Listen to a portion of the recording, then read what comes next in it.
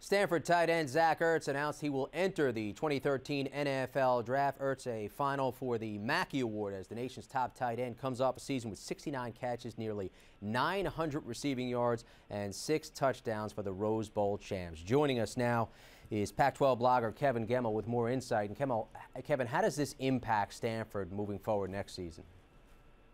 Well, when you're talking about the loss of Zach Ertz, obviously you're losing a dynamic playmaker. 6'6", 250 pounds, a great route runner, extremely strong hands. You saw him make several key catches throughout the course of the season, including that game-tying catch against Oregon. He's a solid blocker. But then you look at the big picture, what they lose aside from Ertz. They're also losing Stephon Taylor, the running back, a 3-time 1,000-yard rusher. They lose Drew Terrell, who was third in receptions, Jamal Rashad Patterson. So it's this onslaught of Stanford offensive weapons who are not going to be there, and Ertz was the premier guy of that group. You know, when you look at Ertz as a pro prospect, Coby Fleener was a second-rounder last year out of Stanford. He went to the Colts. He had 26 catches, 281 yards. Mel Kiper Jr. projects Ertz as a second-rounder. Todd McShay has him as his 29th overall prospect. How does he compare to Fleener when playing at the next level?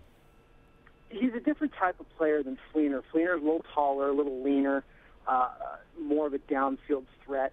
Ertz is a really good red zone target. He's a good mid-range passing target. He can catch the deep ball when he has to, and Stanford did rely on him some this year to do that.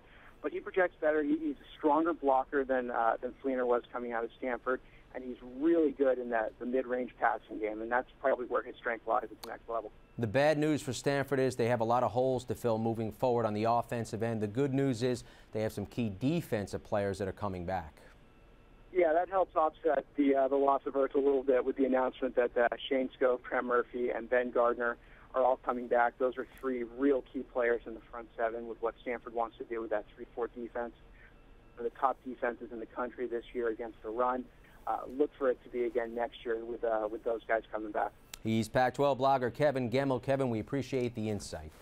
Of course, you can read more about this story right here on ESPN.com. But with the latest ESPN headlines, I'm Jim Basquill.